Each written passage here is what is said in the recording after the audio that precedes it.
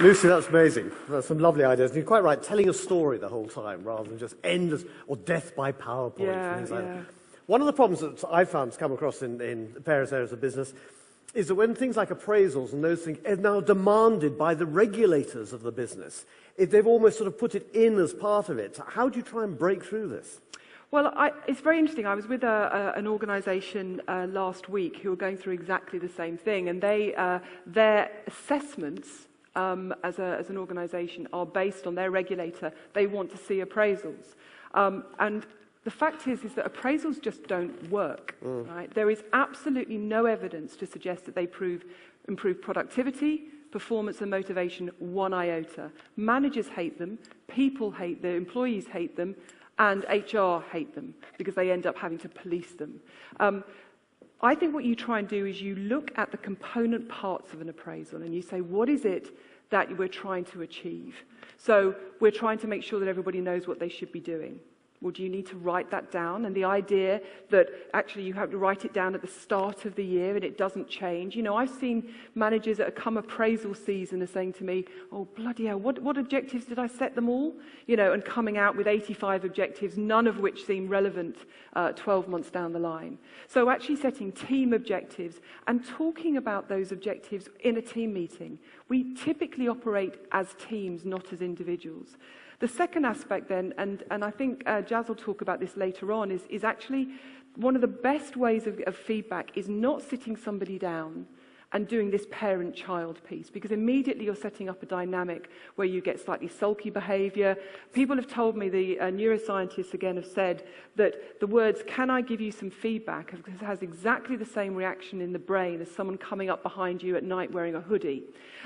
So you know, feedback does not go down well. Feedback does not go down well. But actually getting people to self-assess, having conversations in a team. Facebook, for example, recognised that their younger people have absolutely no interest in what their line managers think about them. What they care about is what their mates think about them. So what they've done is actually to bring about peer feedback. So again, know your people, what gets the best from them.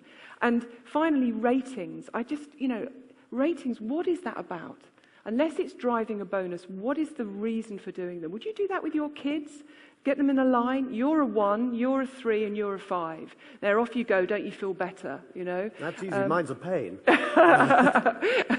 So I think there are lots of things that you can do, but human beings are messy, and unfortunately, we typically leap to a process, and we think that a process is scalable, it's monitorable, it's efficient, and cost-effective. Okay. But it doesn't work. Good. Thank you. One last thing. If you just pick out one, who's the leader you most admire? I can give you a warning for this. There's a guy called Tim Davey who I admire him for his bravery, for his humility, for his humour, for the fact that he trusts the people around him. And I'll just give you one anecdote. The day after our Director General was resigned, fired, whichever way you want to look at it, after the Savile crisis, the organisation was in absolute disarray, and Tim was given the job as being the acting Director General.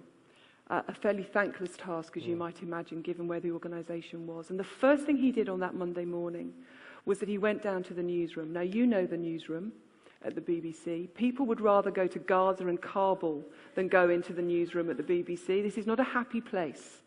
He went straight down to the newsroom, and he went straight over to the Newsnight team, who were in shock because they felt that they had contributed to the downfall of somebody who had actually once been their editor. And he sat with them and he took their fury and he took their shock and he took their upset. That's brave. That's really brave. And I think that visibility, I've seen, other hump the exec when things get tough, the back lift being used a lot more. That ability just to be visible and go in there. I admire him. Great. That's a great example. Lucy, thank you very much indeed. Thank you very much. Thank you.